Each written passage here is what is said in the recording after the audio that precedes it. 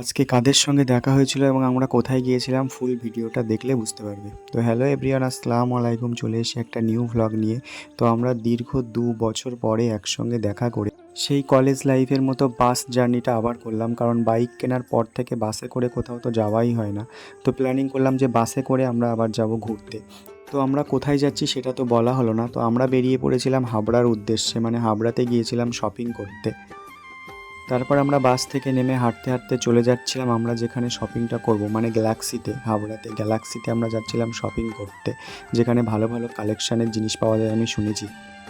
Finally Galaxy mega শপে আমরা পৌঁছে গিয়ে ভিতরে ঢুকলাম এবং ভিতরে ঢুকে সেকেন্ড ফ্লোরে যাচ্ছিলাম, কারণ প্রথমে আমরা শার্ট নিতে গিয়েছিলাম। তো শার্টগুলো ছিল সেকেন্ড ফ্লোরে, মানে বয়েজ কালেকশনের শার্টগুলো ছিল সেকেন্ড ফ্লোরে।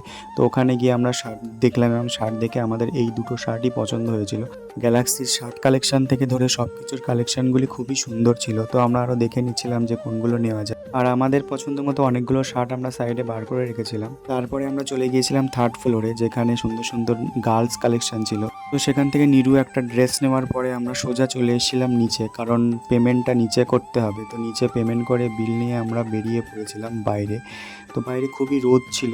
ওরা পিছনে নিজেদের মধ্যে কিছু বলছিল যে এখান থেকে তো কিছু নেওয়া হলো, চল এবার অন্য কোথাও যাওয়া যাক শপিং করতে। তারপরে আমরা চলে গিয়েছিলাম কলকাতা মার্টে। তো কলকাতা মার্টের ভিতরে ঢুকেই দেখতে পাচ্ছ যে নিরু কেমন পোজ দিচ্ছে, কারণ আমাদের নিউ ভ্লগার সবাই নয়নি সুলতানার পেজটাকে একটু ফলো করে দেবে। তো আমি ভিতরে ঢুকেই কিছু ভিডিও করে নিলাম। আর সব থেকে দুঃখের বিষয় হলো যে আমি কোথাও গেলে আমার সাথে মানে ভালো কোনো ক্যামেরাম্যান থাকেই না, যে আমার সুন্দর সুন্দর ভিডিও ক্লিপস করে দেবে। সে যাই হোক না কেন, আমি বারবার দেখিয়ে দিচ্ছিলাম যে এইভাবে ক্যামেরা করতে। কিন্তু হ্যাঁ, তোমাদের সঙ্গে তো বলাই হলো না যে আমার সাথে যে দুজন আছে এনারা কারা। এনারা হলো আমার স্কুল এবং কলেজ ফ্রেন্ড, খুবই ভালো ফ্রেন্ডশিপ আমাদের। তো বাইরে কোথাও যাওয়ার প্ল্যানিং হলে আমরা তিনজন একসঙ্গেই বার হই এবং আমরা তিনজন একসঙ্গেই যেখানেই যাই না কেন আমরা তিনজন একসঙ্গেই যাই, বিকজ আমাদের মধ্যে বন্ডিংটা খুবই ভালো, খুবই আন্ডারস্ট্যান্ডিং। আমরা যাই করি না কারণ তিনজনের মধ্যে কখনো কোনো মতভেদ হয় না। আমরা তাহলে বাড়ি চলে যাচ্ছি গাইস, প্যান্ট কিনে অনেক শপিং করে কষ্ট হয়ে গিয়েছে। এখন আমরা চলে যাচ্ছি, খেতে যাবো, আমরা খেতে যাবো, দেখা যাক। আর ইনি হলো মাসি, যে ওনার দিদির ছেলের জন্য প্যান্ট নিচ্ছে সব থেকে কম দামে 99 টাকা দাও। কিন্তু একদম মিথ্যে কথা, না না, ঠিকই বলেছে, কারণ না না, উনি 99 টাকার প্যান্ট নিচ্ছে। হ্যাঁ হ্যাঁ, 199 টাকা করে। ঠিক আছে, যাই হোক, আমরা এখন খেতে যাবো। খুব খিদে পেয়েছে। তাহলে মলে এসে আমরা আমরা আমার তরফ থেকে আমার বন্ধুর জন্য আর বান্ধবীর জন্য একটা করে রুমাল দিই। না, আমি রুমাল নিতে চাই না, আমি শুনেছি রুমাল নিলে নাকি খুবই ঝামেলা হয়। আর আমি এটা প্রুফ করতে চাই যে রুমাল দিলেই শুধু বন্ধুদের মধ্যে ঝামেলা বাঁধে না, এটা আমি ভুল প্রমাণ করতে চাই। আচ্ছা ঠিক আছে, আমাদের রুমাল গিফট করেছে। যে শপিং মলে এসে আমরা বললাম যে কি আমাদের গিফট করবে, তো আমাদের রুমাল গিফট করেছে। তখন কিছু বলবি?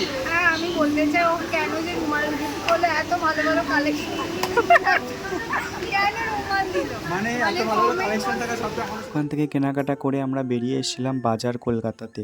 তো বাজার কলকাতার ভিতরে এসেও আমরা এখানে শার্টের টি শার্টের কালেকশনগুলো দেখছিলাম। হাবড়াতে বাজার কলকাতাটা খুবই বড় ছিল এবং ওখানে কালেকশনগুলো খুবই সুন্দর ছিল, মানে বসিরহাট এবং বনগাঁ থেকে সম্পূর্ণ আলাদা ছিল। ওখানে কালেকশনগুলো খুবই সুন্দর ছিল। তো আমরা গিয়েছিলাম সেকেন্ড ফ্লোরে, যেখানে আমাদের বয়েজ কালেকশন খুবই ভালো ভালো ছিল। তারপর আমি ফোন বার করে মিররের সামনে গিয়েছি। তো ওরা ভাবছে আমি হয়তো ফটো তুলবো, কিন্তু না, আমি ভিডিও করছিলাম। তো ওরা ফ্যাশন শোর মতো কিছু পোজ দিয়ে দিল। সেকেন্ড ফ্লোরের বড় জায়গাতে আমি একটু হেঁটে দেখালাম, মানে আমি একটু ভাবছিলাম যে র্যাম্প ওয়াক করে তোমাদের দেখাবো, বাট আমি তো আর মডেল না যে সুন্দরভাবে র্যাম্প ওয়াক করে তোমাদের দেখাতে পারবো। তো ওখান থেকে বেরিয়ে আমরা চলে এসেছিলাম মিও মারোতে, কারণ আমাদের একজনের বার্থডে ছিল, তার জন্য একটা কেক নেওয়ার ছিল। তারপরে ওখান থেকে কেক নিয়ে আমরা বাড়ি ফিরবো বলে রেডি হচ্ছিলাম। তো হাবড়াতে গিয়ে আমরা কোথায় খেয়েছিলাম, মানে কোন রেস্টুরেন্টে খেয়েছিলাম এবং কি কি খেয়েছিলাম তোমরা দেখতে পাবে নেক্সট ভিডিওতে। এবং এই ভিডিওটা কেমন লাগলো তোমরা সবাই কমেন্ট করে জানাবে। থ্যাংক ইউ সো মাচ পুরো ভিডিও দেখার জন্য।